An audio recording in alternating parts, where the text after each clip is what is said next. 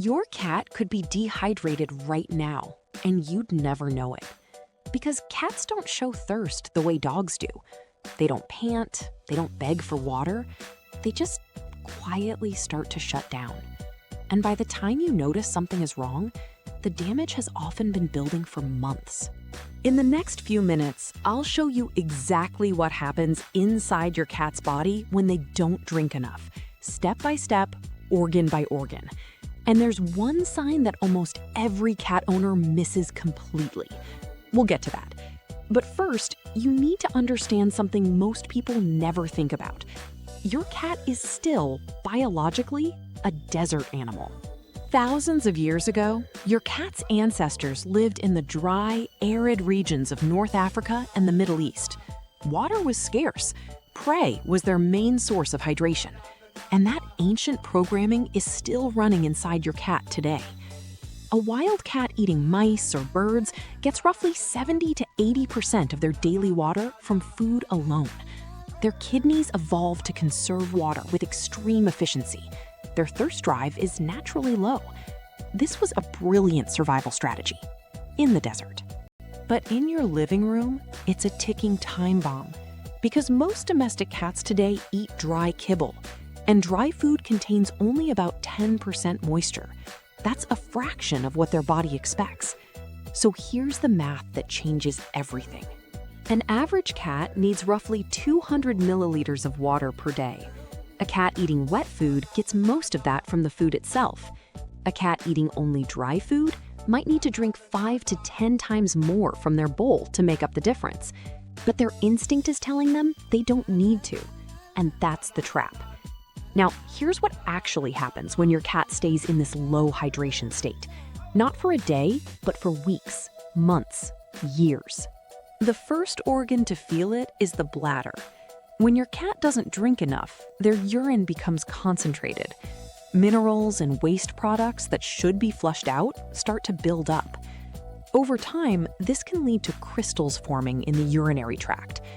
If you've ever heard of a cat with a urinary blockage, this is often where it starts.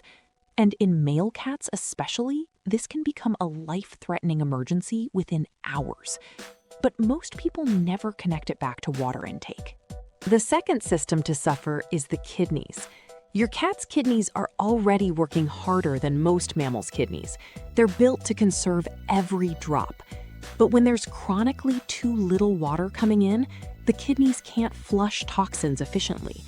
Year after year, the strain adds up. Chronic kidney disease is one of the leading causes of death in older cats, and study after study has shown a link between lifelong low water intake and kidney decline later in life. Most people think kidney disease just happens with age, but in many cases, it was building silently for years, one dry meal at a time.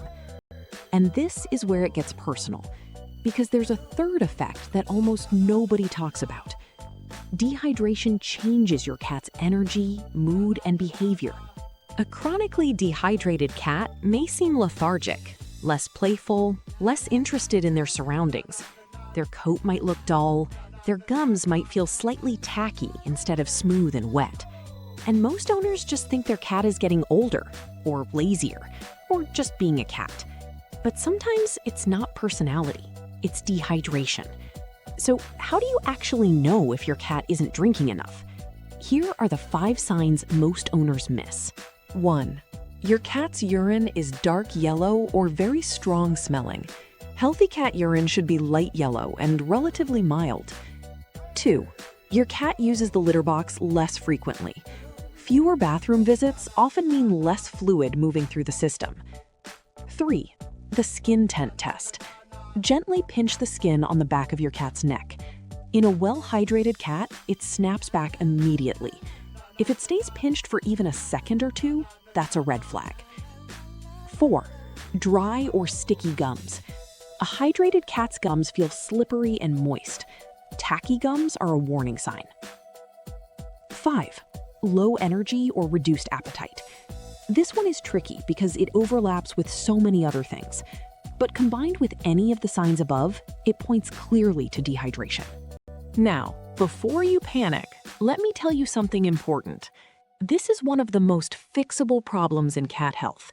You don't need medication, you don't need expensive treatments. You need to understand how your cat thinks about water and work with their instincts, not against them. Here are 7 proven strategies. First, add wet food to your cat's diet. Even 1 meal a day with wet food can dramatically increase total water intake. This single change is the most effective thing you can do. Second, try a cat water fountain. Cats are instinctively drawn to moving water. A still bowl feels like stagnant water to their desert brain. A fountain triggers their instinct to drink. Third, place water bowls away from the food bowl. In the wild, cats avoid drinking near their food source. It could be contaminated. Separating food and water by even a few feet can increase drinking. Fourth, use wide, shallow bowls. Cats don't like their whiskers touching the sides of a bowl. A flat dish or wide bowl makes drinking more comfortable. Fifth, offer multiple water stations. Put water in at least 2 or 3 locations around your home. Some cats will drink more if they encounter water in unexpected places. Sixth, keep the water fresh. Change it at least once a day. Cats are sensitive to taste and smell.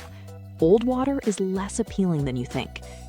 Seventh, add a small amount of low-sodium chicken broth to the water occasionally. Just a splash. It can encourage reluctant drinkers without any harm. But here's the part most owners completely miss. The real question isn't how much water is in the bowl, it's how much water is actually getting into your cat. You can have the best fountain, the cleanest bowl, the freshest water. But if your cat is eating dry food exclusively and their thirst drive is naturally low, they will almost certainly fall short every single day. The most important water source for a cat isn't the bowl, it's the food.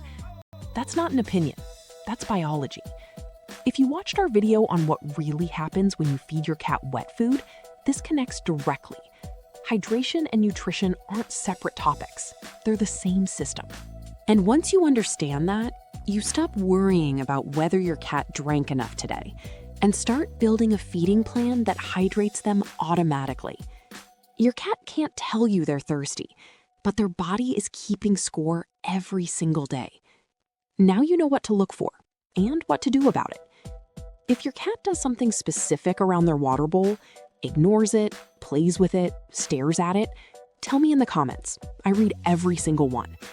And if you haven't seen what really happens when you feed your cat wet food, that video is the perfect next step. I'll link it right here. If this helped you understand your cat better, consider subscribing. This channel exists to protect cats through science, not myths.